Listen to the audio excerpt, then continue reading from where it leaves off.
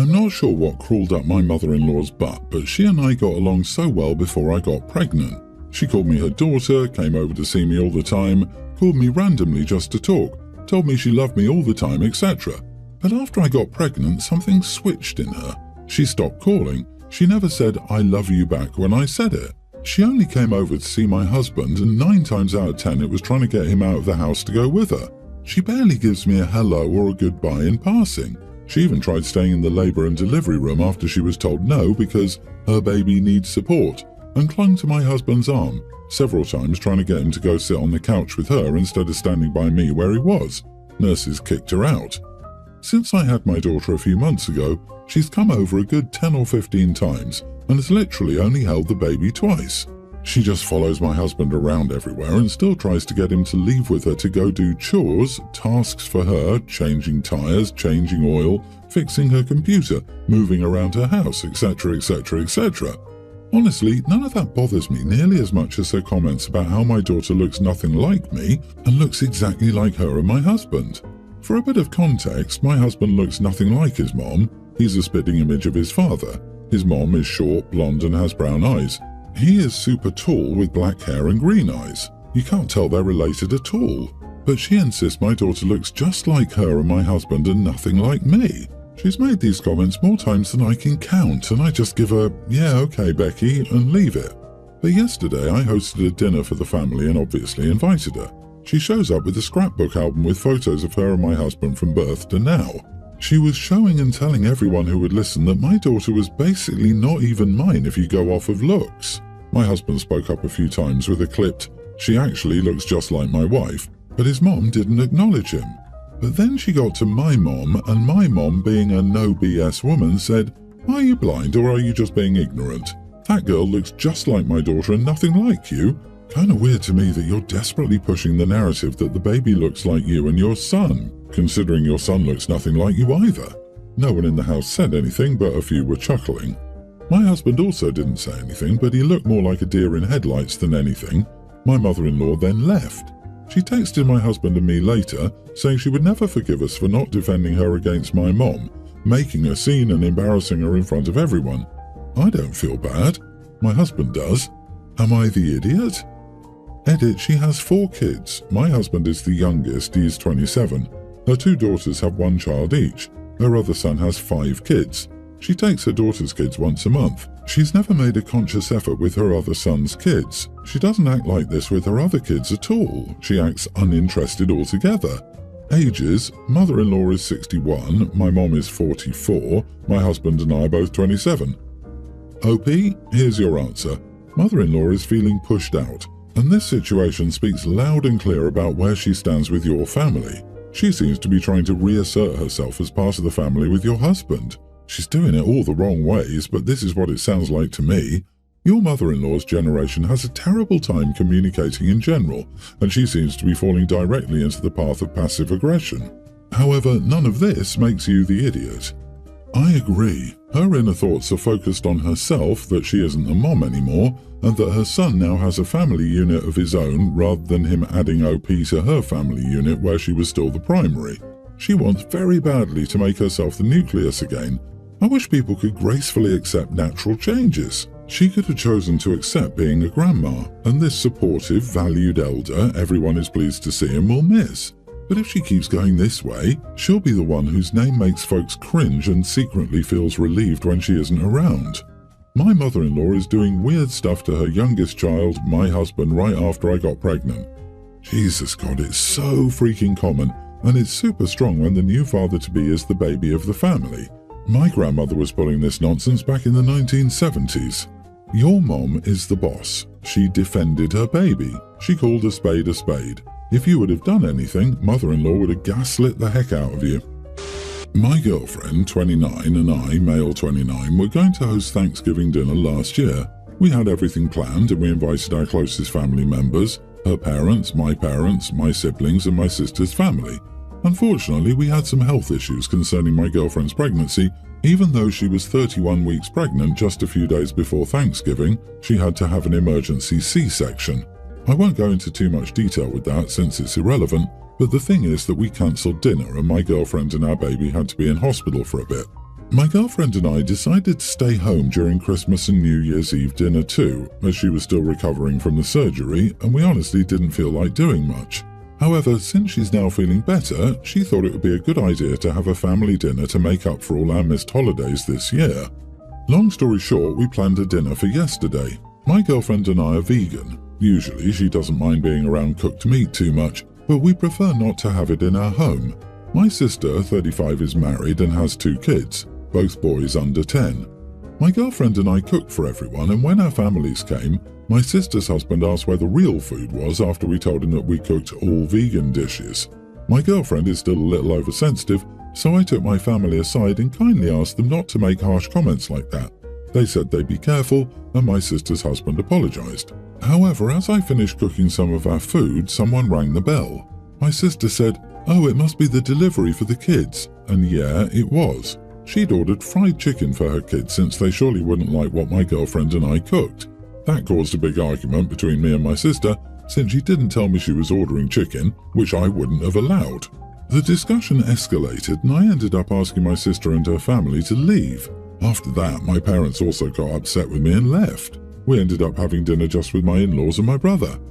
I feel like I did something wrong because now my parents or sister don't want to talk to me unless I apologize for being extreme. But I was only trying to keep my girlfriend comfortable and happy in her house. She had ordered fried chicken for her kids since they surely wouldn't like what my girlfriend and I cooked. They hadn't even tried. This is so rude. And what is wrong with having your kids eat vegetables? If they were so sure their kids wouldn't like the food, they should have hired a babysitter, informed their hosts of their absence and left them at home. You are not the idiot. Agreed. How dare you just offer them vegan burgers and fries? Well, fries aren't meat. It sounds like the kid's mom is the biggest problem, as she seems unwilling to have them try new foods. You are the idiot. Most of this could have been avoided by prefacing that you'd only serve vegan dishes beforehand. It's generally polite to inform your guests the kind of food you're serving beforehand, regardless of whether it's vegan or not. Sure, your guests ordering takeout to your door is also kind of an idiot move, but the average under 10 basically runs on chicken. Everyone's reaction was a bit much, but kicking them out instead of having an adult conversation makes you a bigger idiot. Sister-in-law married my brother 10 years ago. They each had a daughter, both 18 now, from different relationships. My niece was excited by the idea of a sibling and a bigger family. She used to ask her dad to give her a sibling when she was still in preschool, and while she stopped asking, the wish remained. The fact she thought her stepniece was the coolest and best person ever made the excitement more palpable. But it was clear from early on that my stepniece did not view my niece in the same light. The girls were very different, and very early on my niece became very demanding of my stepniece's time. Sister-in-law and my brother were very eager to see them spend time together, so they encouraged my niece's demandingness and would scold my stepniece for wanting to make friends over her sister. I became concerned about how demanding my niece was being. She wouldn't even ask stepniece if she wanted to do something. She would tell her, and neither my brother nor sister-in-law batted an eyelid. My stepniece would say no, and my niece would tell her that that wasn't an option. So I spoke about my concerns to my brother, and he told me he knew it was going to push his stepdaughter away in the future, but he also knew how much my niece wanted a sister, and how much his wife wanted her daughter to accept her as a sister, so he wasn't going to get involved. A confrontation happened between sister-in-law and stepniece a couple of years ago that the rest of us were made aware of.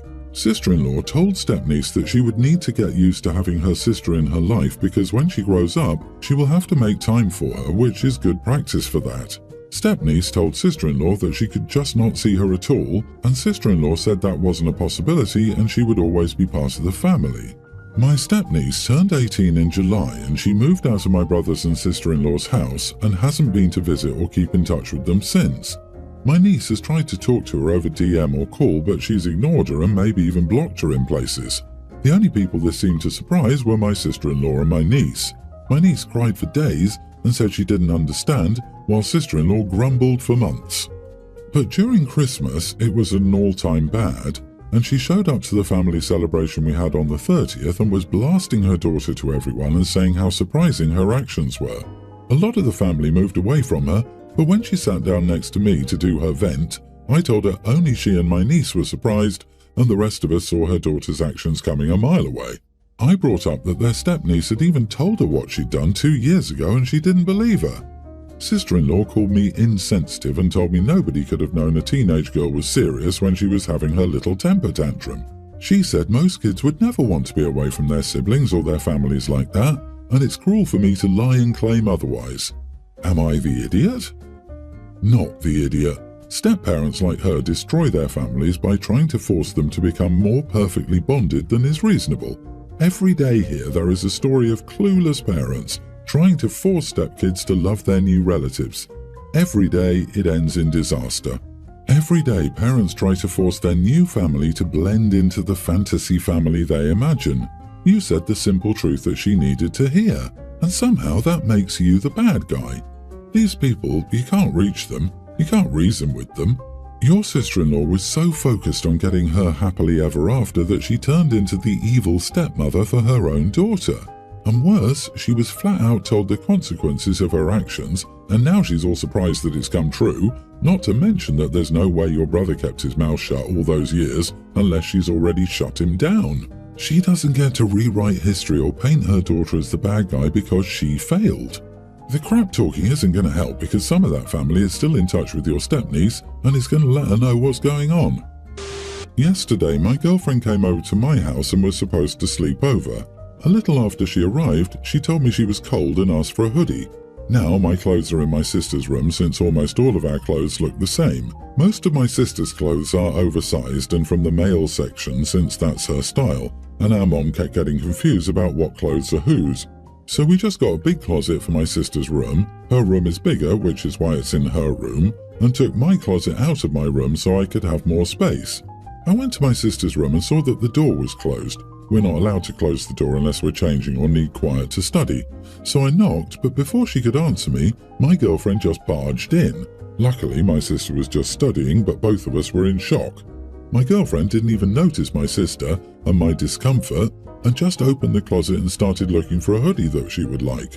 My sister sarcastically told her, "Sure, you can go through my closet after barging in." My girlfriend snapped at her with a curse word or two and an, "It's not just your closet." I have no idea where all of this came from. My girlfriend is usually very gentle and this is the first time I heard her curse, but I wasn't going to sit there while she insults my sister. I took her by the hand and dragged her out of my sister's room.